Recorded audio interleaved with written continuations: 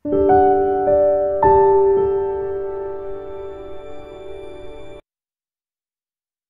pagi anak-anak, ini materi yang akan kita pelajari pada hari ini. Menentukan orde reaksi. Nah, orde reaksi adalah besarnya pengaruh konsentrasi bereaksi, laju reaksi. Orde reaksi dapat ditentukan berdasarkan data percobaan dengan menggunakan umum laju reaksi. Nah, persamaan umum laju reaksi, misalkan ada persamaan P A ditambah Q B menjadi RC plus SD, adalah rumus umumnya dapat ditulis V sama dengan K konsentrasi A pangkat X dikali dengan konsentrasi B pangkat Y. Nah, yang akan kita cari adalah X dan Y. Itu yang dikatakan orde reaksi. Kita lihat data. Untuk keterangannya, V adalah laju reaksi, K adalah konstanta laju reaksi, dan A adalah konsentrasi terhadap reaksi A, konsentrasi bereaksi B. X dan Y tadi adalah orde reaksi terhadap A maupun B. Nah, jika X ditambah Y itu adalah orde reaksi total. Jadi kita nanti akan bisa mencari X dan Y, dan jika kita jumlah menjadi orde reaksi total. Nah, langkah-langkah untuk menentukan orde reaksi yaitu sebagai berikut. Di antaranya satu, memilih dua data percobaan yang salah satunya mempunyai konsentrasi yang sama. Yang berikutnya, membandingkan dua data percobaan dengan memasukkan ke dalam persamaan umum laju reaksi. Kita lihat contoh. Tentukan masing-masing orde reaksi A dan B berdasarkan data percobaan. 2A ditambah B membentuk 2AB. Nah, di dalam data diantaranya ada data 3 percobaan 1, 2, 3. Ada konsentrasi A, satuannya mol per liter, dengan konsentrasi masing-masing 0,2, itu data 1, 0,2 juga data 2, dan data 3 0,4. Nah, kita lihat ya konsentrasi B.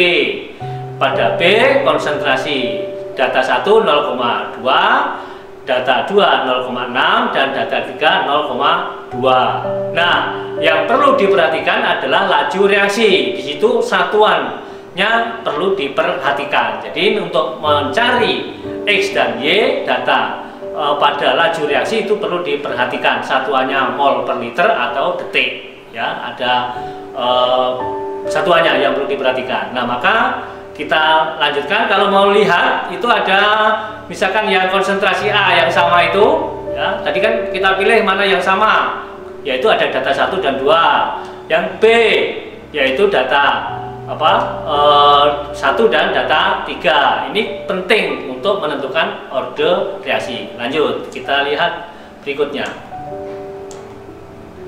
Nah, dalam menyelesaikan untuk mencari data tadi, rumus umumnya yaitu bahwa V sama dengan K konsentrasi A pangkat X konsentrasi B pangkat Y. Nah, langkah-langkah penentukan orde reaksi yaitu 1. Memilih dua data percobaan yang salah satunya mempunyai konsentrasi yang sama. Nah, untuk mencari orde A, maka perhatikan konsentrasi B yang sama. Nah, diantaranya percobaan 1 dan percobaan 3 di data tadi. Sedangkan yang B, untuk mencari orde B, maka mencari konsentrasi A yang sama, yaitu percobaan 1 dan percobaan 2. Nah, bandingkan dua data percobaan tersebut dengan memasukkan ke dalam persamaan umum laju reaksi. Persamaan yang di atas tadi, tinggal masukkan. Nah, kita lihat yang berikutnya. Nah, data kita mau mencari orde terhadap A, ya. Kita cari orde A, maka konsentrasi B yang sama. Jadi ada konsentrasi B yang sama, yaitu 0,2, 0,2. 2. Nah, data yang dimasukkan adalah data 3 dan data 1. Ini boleh dibolak-balik. 1 di atas, 3-nya di bawah juga boleh. Tapi kita masukkan data 3 di atas, data 1 di bawah. Maka dapat kita tulis yaitu 48 dibanding 12, yaitu yang data 1. Konstantanya tetap. Nah, konsentrasinya yang dari A, data 3 yaitu 0,4, sedangkan data satunya 0,2 pangkat X. Sedangkan yang B, konsentrasinya yang sama yaitu data 3 dan data 1 yaitu yang 0,2, 0,2. Nah, karena data ini sama maka bisa dicoret. Jadi ini bisa dicoret dengan yang K ini sama. Maka tinggal ditulis atau dapat kita baca 48 dibagi 12 ketemunya 4/1. Sedangkan yang 0,4 dibagi 0,2 ketemunya 2/1, atau bisa ditulis 4 sama dengan 2 pangkat X. X-nya berapa? Yaitu X-nya 2. Nah, jadi untuk order reaksi A ketemunya yaitu 2. Jadi X adalah 2. Sedangkan kita mau mencari order reaksi B, maka kita balik yaitu yang konsentrasi A yang sama. Data berapa? Yaitu data 2 dan data 1 sama. Nanti ini boleh dibolak-balik. Nah, kita masukkan pada V2 yaitu data 2 yaitu 36. Sedangkan data V1-nya 12 sama dengan K per K. Data A yang sama tadi yaitu data di nomor 2 dan nomor 1 yaitu 0,2 dengan 0,2. Sedangkan yang B atau konsentrasi B kita masukkan data 2 yaitu 0,6 dan data 1 0,2. Pangkat siapa? Pangkat Y. Nah, kita akan mencari pangkat Y-nya. Maka dapat kita tulis yang ini sama 0,2 KK ini bisa dicoret atau bisa ditiadakan. Maka dapat kita tulis 36 dibanding 12 ketemunya 3/1. Sedangkan yang 0,6 dibagi 0,2 ketemunya 6/2, atau sama-sama kita tulis yaitu 3 sama dengan 3 pangkat Y atau Y sama dengan 1. Jadi order reaksi terhadap B sama dengan 1 atau Y-nya sama dengan 1. Nah, maka dapat kita lihat kembali ini untuk percobaan yang pertama atau contoh soal yang pertama. Kita lihat data yang kedua. Ya. Nah, data yang kedua berdasarkan data percobaan yaitu 2A ditambah B2 menjadi C plus D dengan data percobaan sama. Ini ada 3 kali percobaan, ada konsentrasi A dan konsentrasi B2. Nah, di sini yang penting kita lihat bahwa laju reaksi ternyata di sini detik. Nah, berbeda dengan data yang pertama tadi. Ini yang perlu diperhatikan. Nah, langkah-langkahnya masih sama. Ya. Nah, kita akan menentukan order reaksi A dan order reaksi B. Nah, nanti kalau sudah ketemu A dan B atau X dan Y, rumus laju reaksi bisa ditulis. Nah, lihat penyelesaiannya. Yaitu rumus umumnya masih V sama dengan K kali konsentrasi A pangkat X dan konsentrasi B pangkat Y. Nah, langkah-langkahnya untuk menentukan order reaksi, yang pertama memilih 2 data percobaan yang sama, salah satunya sama. Yang kedua atau yang A, untuk mencari order reaksi A maka perhatikan konsentrasi B yang sama yaitu percobaan 1 dan percobaan 2. Untuk mencari order reaksi B maka perhatikan konsentrasi A yang sama, percobaan 2 dan percobaan 3. Nah, baru membandingkan data tersebut ke persamaan rumus umum. Kita lanjut. Nah, percobaan 2 dan 3 ini mau mencari order reaksi yang B, ya. Maka V2 atau V1 boleh dibolak-balik. Kita masukkan bahwa kalian ingat untuk V atau laju reaksi karena tadi satuannya detik, maka V adalah seperti. Maka di sini bisa seperti yang nomor 3, seperti yang nomor 2 dan seterusnya. Nah, kita lihat, kita akan mencari order reaksi B, maka mencari order reaksi B, konsentrasi A yang sama. Kita masukkan data 3 dan 2. Nah, yang T-nya, T2, yaitu 80 dibanding dengan 20, sama dengan K, konsentrasi A yang di data 3 0,4, data 2-nya di 0,4, sama.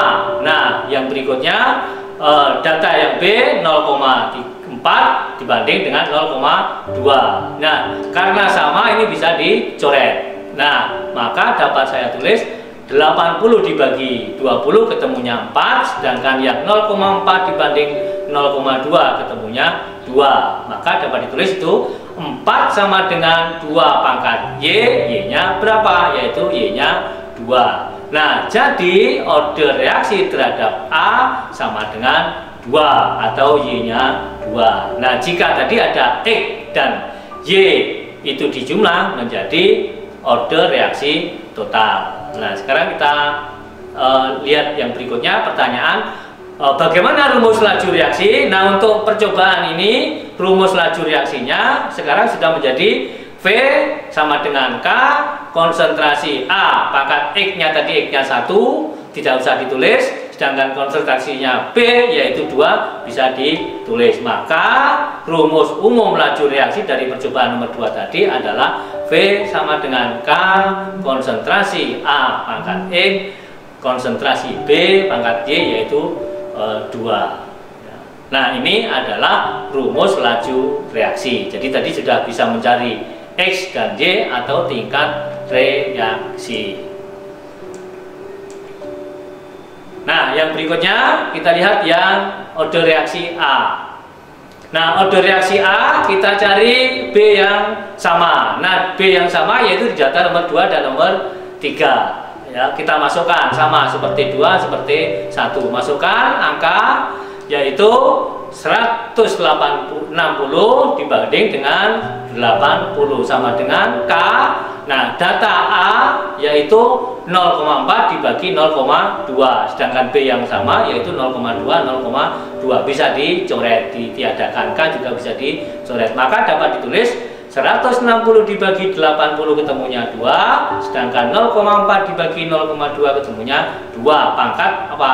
X. Maka X sama dengan 1. Jadi order reaksinya terhadap A yaitu 1.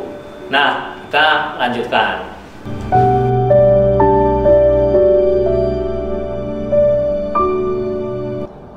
Baik anak-anak, setelah kita belajar mencari order reaksi, kita lanjutkan ke materi faktor-faktor yang mempengaruhi laju reaksi.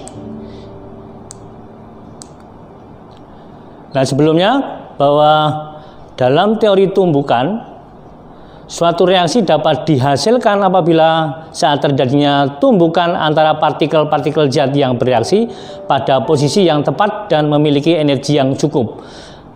Itu adalah teori tumbukan. Jadi terjadinya reaksi jika bertumbukan pada posisi yang tepat dan memiliki energi yang cukup. Itu akan terjadi suatu reaksi. Nah, sedangkan faktor-faktor yang mempengaruhi laju reaksi, yang pertama adalah konsentrasi, yang kedua adalah luas permukaan, yang ketiga adalah suhu, dan yang terakhir adalah katalis. Ada 4 yang mempengaruhi laju reaksi. Nah, kita bahas satu persatu, yaitu yang konsentrasi. Semakin banyak partikel, atom, atau molekul berarti semakin banyak peluang terjadinya tumbukan efektif sehingga terjadi reaksi. Dalam ilustrasi, mana yang lebih mungkin terjadi tabrakan di jalan lenggang atau di jalan padat? Ada 2 gambar, ya. Yang sebelah kiri adalah cukup lenggang, sedangkan yang di sebelah kanan adalah cukup padat. Nah, semakin padat maka semakin cepat terjadi reaksi atau semakin tumbukan. Ini bahwa sesuai dengan kondisi saat ini. Jadi dengan virus pandemik 19 ini kita harus menjaga jarak, jadi supaya tidak terjadi reaksi, supaya tidak terjadi penularan. Selanjutnya, nah contoh ada kalsium karbonat CaCO3 direaksikan dengan asam klorida dengan perbedaan molaritas.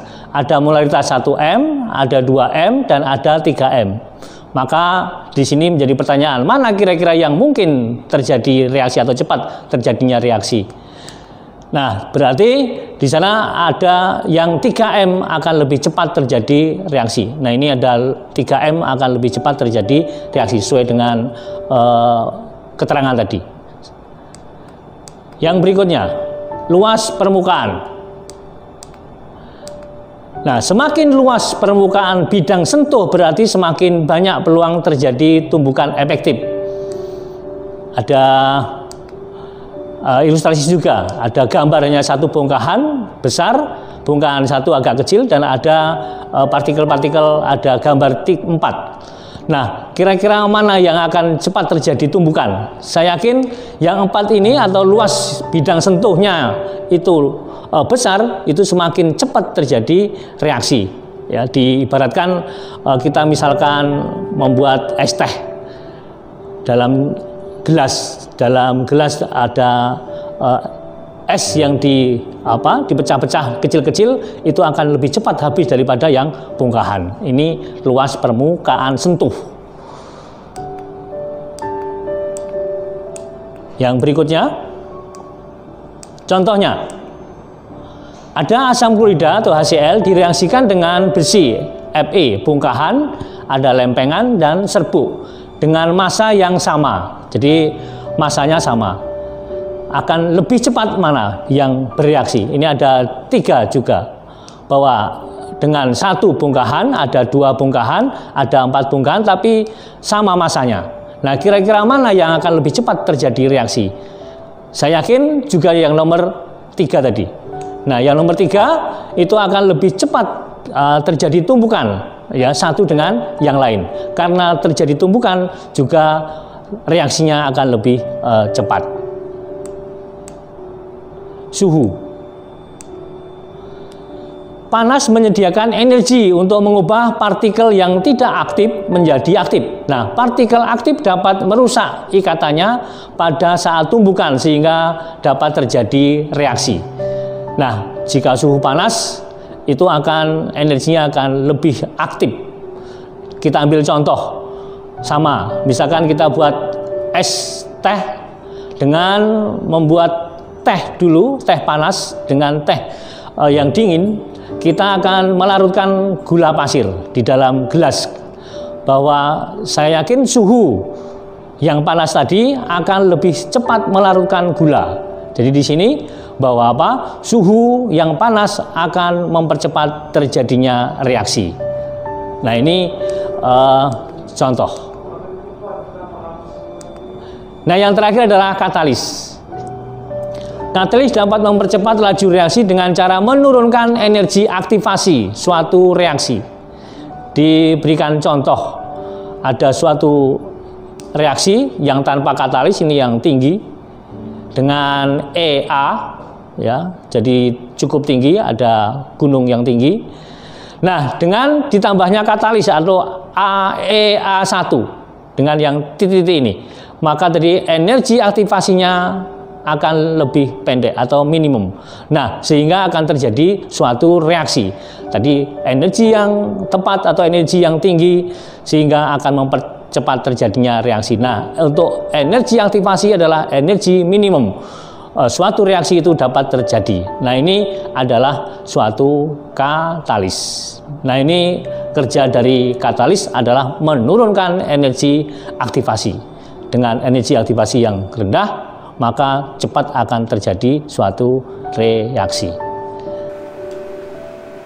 Nah, sekarang kita ke tugas. Jadi setelah melihat contoh 2 soal tadi, sekarang ada tugas. Tolong diperhatikan dengan baik. Di sini diketahui 2Fe pangkat 3 atau muatannya 3 positif ditambah 3S muatannya 2 negatif menjadi S dan 2FeS. Nah, menurut data reaksinya ada 4 percobaan. Nah, sekarang ada 4 percobaan. Nah, ada konsentrasi Fe 3 positif, ada konsentrasi S 2 negatif, dan di sini laju reaksi. Datanya sudah ada. Nah, pertanyaannya ada 3. Tentukan order reaksi masing-masing. Tentunya berarti order reaksi Fe dan order reaksi S2. Dan yang nomor B, jumlah order reaksi totalnya. Sedangkan yang C, rumus laju reaksi. Nah, saya kira itu. Terima kasih. Selamat belajar. Sampai jumpa minggu depan. Terima kasih. Selamat siang.